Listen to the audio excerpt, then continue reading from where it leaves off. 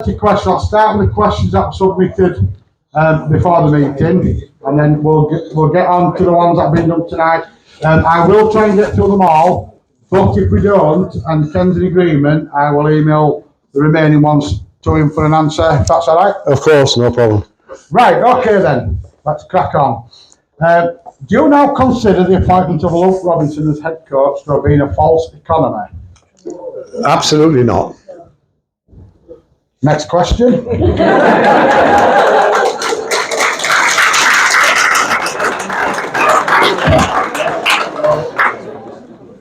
Have you ever considered scrapping the academy and scholarship teams, since we only seem to be developing players who go on to play against us for rival clubs?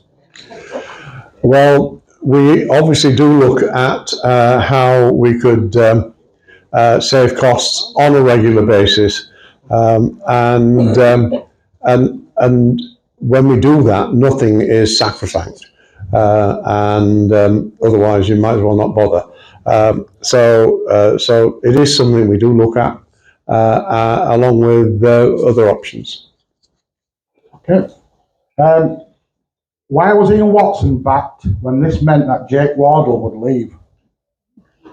That's an interesting question, because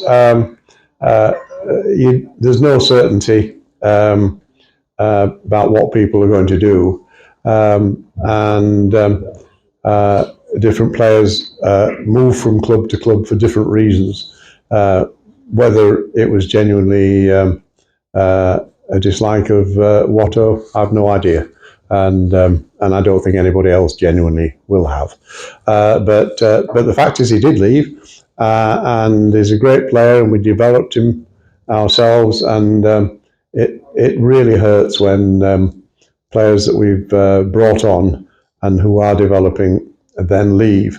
But it's not unique to us. Yeah, that's about it. This question actually follows on from that. How far did Watson's signing set the club back before he was sacked? That's a judgment for others to make, in reality. But we do have players who we perhaps, with hindsight, wouldn't have supported. But our practice as a club, as you all know, has been to support the coach. So when the coach selects a player, then we do our best to get that player. We have, however, changed that in the last few months, and there's now a group of 4 of us that discuss any signings, and then Rebecca Beck's over there. If you she sneaked in, yeah. She then runs a slide rule over it from a financial point of view and salary cap point of view. So essentially, it's 5 people are involved in that. Okay. This one's it's basically 2 questions, but they're connected, so I'll read them both. Have the club ever considered making changes at the top to see if its fortunes improve, as we seem to have gone backwards over the last 20 years? And are there any plans to replace the MD who has overseen the demise on and off the field over the last decade or so? Well, again, that's a judgment call.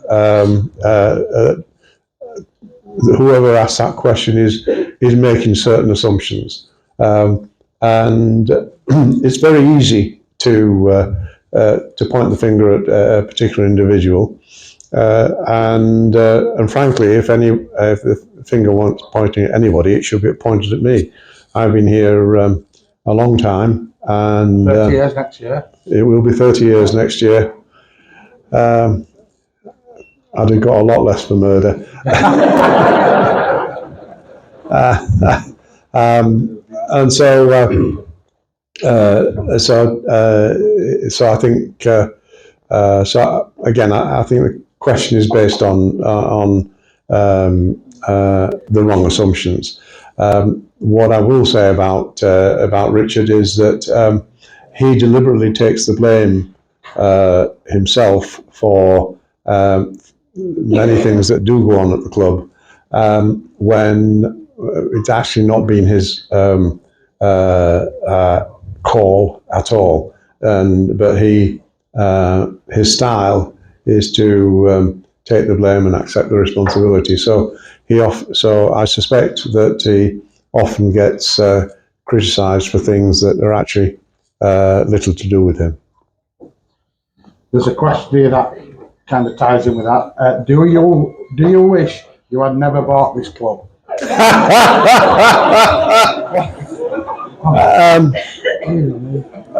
The short answer is that undoubtedly yes, at times. The cost is well known. We wrote off several £1 million last year so that the accounts look better. So the accounts look as if we've made money. The reality is we wrote off millions of pounds to get that number, and so the amount that it cost is obscene.